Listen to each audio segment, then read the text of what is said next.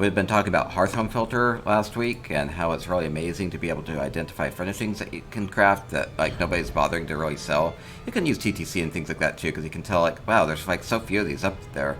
So that's why I've been selling. It has been a lot of these furnishings, so that's been working really well for me. Only issue with a lot of these is those bottlenecks.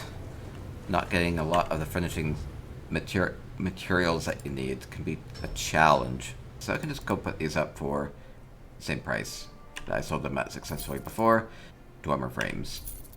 You know, but I'm selling these at a pretty good premium over craft cost, selling them for $43,000 when they tentatively cost roughly $25,000 to $28,000 to craft. So it's not like crazy, especially since the plans are kind of expensive, but that'll work.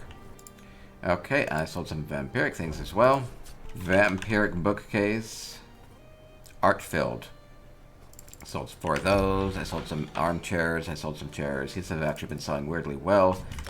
You know, I like to sell things that people tend to need multiples of. Things like chairs or those sorts of things. And I am all 30 out of 30 on IKEA again, which is awesome. So I can just see what kind of worked, what didn't work. So I made a whole bunch of things last week. I guess it was exactly a week ago. And a lot of them sold, a lot of them didn't. And I've just been kind of topping myself off as weeks gone on. So I sold about... I was using Hearth Home Filter again to identify things that maybe weren't well represented. Maybe in the meantime, other people have come in and undercut me. Like these clockwork tables, I can see somebody came in and priced them for lower in the meantime. Some of these other ones, like these Redguard mats. One listing, 8 items, that's mine. Maybe not too many people need 8 of them, or maybe the price is high for 8 of them. But that's kind of how you can continue to keep an eye on the market and see if these are actually going to be something you want to continue to list, if maybe you need to lower the price, or whatever it is. But I did sell quite a few things on IKEA from last week. I can just go and pop that in here. So if I look up IKEA here, these are all the things I sold in the last week. I sold 21 items, which is pretty good, especially since these are pretty, valuable sales here. One of my main thinkings with furnishing market right now is that it's a pretty robust market with especially the high crown rates, with the Doomchar plateau, with more people being interested in it in general. And with a lot of inflation going on, a lot of furnishings haven't really inflated away like other things have. So maybe crafting costs have gone up a lot, but overall, relatively, things are still not crazy unaffordable with a lot of housing stuff. And inflation has been really good for things like luxury vendor items, things like that where they just have like a set gold cost. So housing has become more affordable as far as more people being able to get in and buy houses, because if it costs 60,000 gold to buy Autumnsgate, that's way easier to do now than it was a couple years ago, or whatever house it is. Even some of the more expensive ones in the millions are a lot easier to afford now than they were years ago because of the inflation. So, or all the home goods and achievement furnishings are way more affordable, and then once you have those locked down, then you're working on crafting furnishings or luxury furnishings, whatever, so the more tradable market. So it's a pretty good market for housing stuff right now, which is, I had been trying to steer spicy golds towards that, and I've been really successful with it because of that. Why is Target Centurion robust refabricated so expensive? Had 2 in your chest and posted them because I never use them, but the dwarf brass one is only worth 1.5 million. So we have these Dwarven Centurion. There's 2 types of them. Yeah, so there's a dwarf brass one, which is kind of funny that these are going for so much because they had been hard sales before. I think people, again, are really doing a lot with their slushing around gold from the crown sales and everything. These require 12 of these Dwarven Construct repair parts from Halls of Fabrication. So it's not hard to get them, but it's hard to get a lot of them because you get just like 1 guaranteed one. But then there's also the big one, the big one, the robust refabricated, which goes for even more. It requires 120 of these repair parts, which is a crazy amount of them. Fewer people have been able to actually get 120 of them to put together anymore. So these are going for premiums over the craft cost if you can get the pieces. They're cool. They're good. That one's equivalent to a veteran trial boss. This one's just equivalent to a normal mode trial boss. So that's a little bit of a difference between them. They're very expensive to put together. There are Crown Store equivalents to these. They're the lambent ones. So you can just buy those from the Crown Store if you think the price is too high, but they're pretty expensive for the crowns too. I did do a little bit of just doing some Writ voucher things yesterday. It's kind of been interesting to see attunables have continued to clear out. Been recommending people do this where they're still selling for sometimes north of 300k each.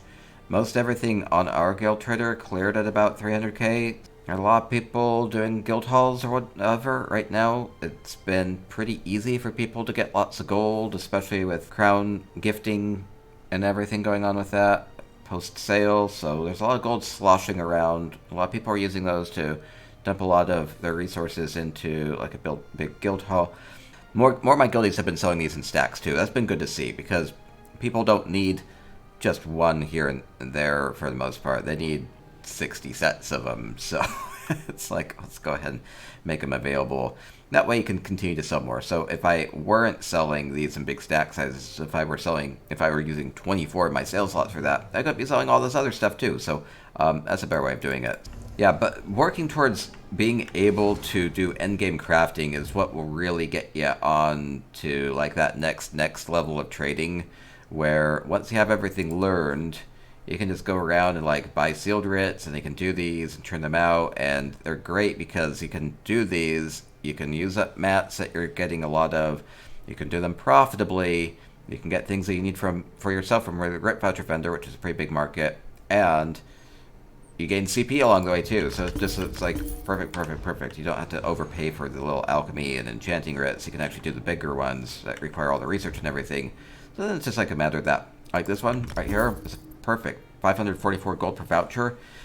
I can make 500 gold per voucher on that one times 20, so I can make 10,000 gold just by going and doing this one. Plus I get CP along the way. Plus I use up some mats I have too much of. Is there a gold cost per Writ voucher that you won't do? Oh, yeah. So this is actually how I have this. It just looks like I'm buying every single one that pops up, but I am because of my filter here. So, yeah, if you have your filters here, I should have explained that. I have it, so I don't have the holiday writs because a lot of those aren't really worth doing, but I do have a maximum at 1150, which is basically break even for me right now with the market. With a special, I'm basically basing it off of attunables, but there are other things to sell other than attunables. There's things like research scrolls, which would actually be pretty good. A lot of the furnishing plans that you can get, or other things like that from the Writ voucher. I could go pop over there and kind of see what might be a good thing to be selling. Be best to sell attunables with vouchers to buy plans with gold. Attunables stack so well that if you're doing so many of these anyway, that it works out pretty well. A lot of the other things are selling for like 1,000 gold per voucher, and you can sell the attunables for more than that right now. I think it's just part of the dynamic of the big spenders doing their guild halls or whatever. Yeah, so I do have the filter here. You can change this, modify this however you want. You do have to basically have Writworthy, Awesome Guild Store, and Master Merchant in order to get this nice filter where you can be doing these. So yeah, but let me go poke over here, and we can kind of look at like what's actually worth doing. Best gold for time is hirelings, assuming you have the ability to purchase multiple accounts. Rank 3 hirelings, best in slot. Oh yeah, so that's something I won't have a mail of right now. But yeah, just hirelings where they just send you goodies every day are pretty good. The only thing with that is it's a bit of an investment, right? So you have to have things leveled up, and you have to have points put into the hirelings. So, that can, those are some of those really basic things as far as making gold where I don't really worry about it too much. The best thing to do is improve your character, and that can be getting skill points, could be getting, and the best way to do that is to level up. So level up to level 50, you'll be getting a lot of skill points along the way. Go get your sky shards, and then that gives you a lot of crafting access. And then once you have a lot of skill points and can actually level things up a bit, work on getting all your research done. And that takes a while. One good thing about that is once you have your research done, you can free up the points from these again. Yeah, getting your research done so then you can actually craft whatever gear is fantastic. So it's kind of weird because like these anima stones are like at 37,000 per piece, which is way under 1,000 gold per voucher. So I wouldn't be buying those for sale. So here's what my recommendation is with the Writ vouchers is just look through here and just kind of get a sense of like what's the ratio. Look at versus how much these are. So if these are 270,000 on or even more than that. That means these are selling for more than 1,000 gold per voucher, closer to 11 or 1,200. Some of these others might be trading a little closer to just 1,000. Like these ebony style books are trading at less than 1,000 gold per voucher, 245,000 250 Writ vouchers. So not really the best thing to go for. They'll sell pretty well though. Sell pretty quickly. Diminished dust even after new life and everything, selling for less than 1,000 per voucher. So be picky with these, and maybe you can find some things that will work a little bit better. We had been talking about vitamin RNG the other week. Getting random furnishing documents was working pretty dang well for people, especially like the Morrowind plans and things like that, or you're getting closer to 1,400 gold per voucher. You just end up with like a lot of inventory, so getting random Clockwork plans or Murkmire plans from Faustina over here, we can go look at those as well. Research scrolls, I should maybe even buy some of these. I do that every once in a while. See, here's like, it's 4,000 for 3. That's like 1,300 gold per voucher, right? That's a pretty dang good. And these are actually stackable. Well, I think too many people end up selling these as like singles, though. I did want to share a couple CP160. I haven't been doing a lot of gear stuff, but the gear stuff I have been doing has actually been going pretty well. Last week we talked about, hey, let's find some sexy gear to sell, because lots of times people just go with the boring stuff.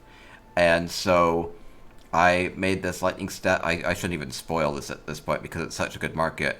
It's like, okay, well, my guildies are being boring, and they're only making Breton lightning staves, and they're like purple, or they don't even have the enchant on it. So I was like, well, let me make it a little beefier.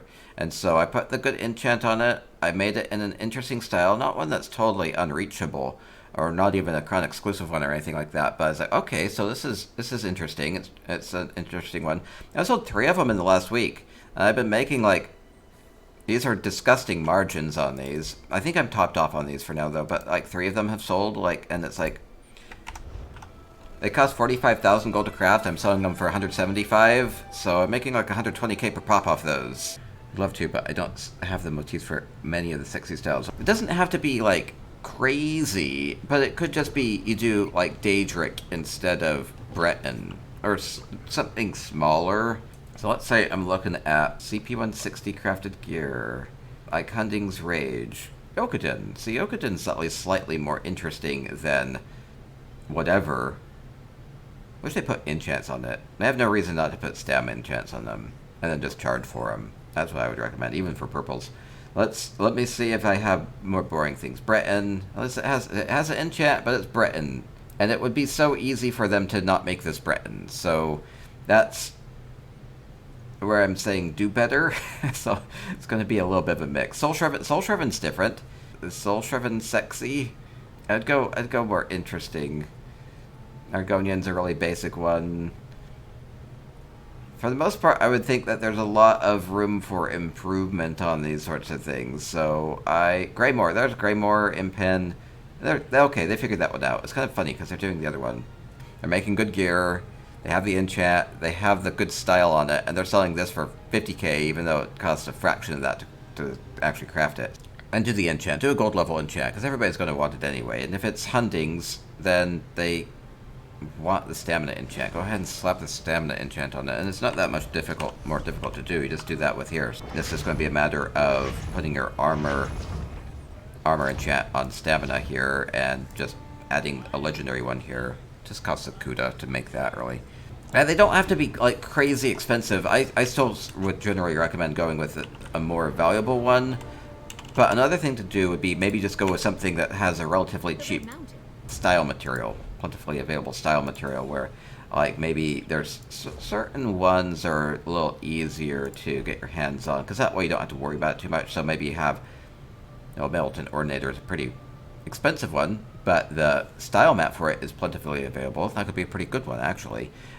Or maybe Skin Changer. Skin Changer, these are really cheap because these drop like candy during the event, but not a lot of people actually bother to craft in it. So maybe go with something, or Sunspire has a really cheap style map. I really like Sunspire. This is one I do on EU, so I make a lot of Sunspire gear, and it's an interesting looking one.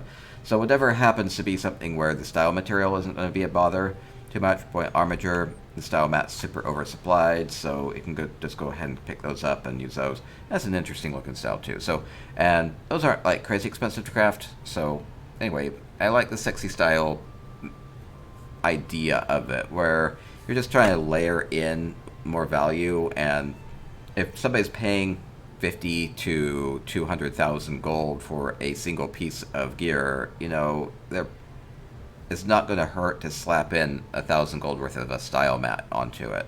Might be doing them a big favor, especially if it saves them 1,000,000 gold for not having to buy that Jerome Mothra or Minotaur chest page or whatever. I'm not saying to go like full on crazy on the pricing, because eventually your sales will slow down if you raise your prices too much. It's about a good balance. Or you invite a competition to come undercut you, but that doesn't happen as much. How do you pick what sets to upgrade? Well, on that one I was just basing it off of or more than anything. So let me go show that off. This one was kind of cheap, about 40,000. I noticed that this has been a pretty popular set recently, and some of these have been selling for a lot in the upgraded form. So it's like, okay, I'll just kind of base it off of this. Maybe I try that. Maybe I try upgrading it and selling it for a lot, or maybe I don't worry about it too much. Maybe I go cheaper. But for now, it seems like it's going to be about the only one on the market. So with this sort of thing, I'll improve it. And then I don't think anybody would actually be using Absorb Stamina on it, so I'll maybe go ahead and throw on a different enchant. Maybe just weapon damage or poison or something like that. So I like to do that on my overland gear too sometimes. One thing that you might find with that, let me see if that's going to be the case on this one. Stygian CP160. This is a little way to kind of calibrate and figure out what sets are actually good in the market right now. Is if you look up, say, CP160 Epic necklaces or rings, if anything is going for above craft cost, or like their decon value, like these are going for 80,000 gold, then it means people are actually buying these and they are using them. So if you look up other CP160 Epic necklaces, that's not always the case. So lots of times these will just be selling for below decon value. You get zircon grain back out of deconstructing these, so means these are way oversupplied, or basically nobody uses them. And that's going to be the case with a lot of these things. So a lot of these are just selling at decon value. Now, it doesn't necessarily mean that nobody is using them. It just means that more of these are being generated than people could use. So, and then there's just an excess. Equilibrium-wise, a lot of these end up being decons. So that just ends up being the case with most sets, to be honest. And some of them will sell for a bit of a premium. So Mother Sorrow, pretty popular set. You go for a little bit of a premium. So that's how you can kind of figure out what some of the more popular sets will be. Some of them will be selling for a lot more than decon value, and those will tend to be the ones that are going to be the ones that are the very, very most popular sets. So you can see that maybe Hexos Ward, pretty popular set. Or maybe see, Spinner has been doing a little bit better lately. Or maybe Dark Convergence still kind of hanging in there. So that's a little bit of a way of kind of calibrating a bit. So you can just go through your Master Merchant data with that. There's more things you can search for with this too. You can even look for traits. So I could look up like Robust here, and then it will just be robust stuff. So you can dive a little deeper with the searches using Master Merchant. That helps a lot.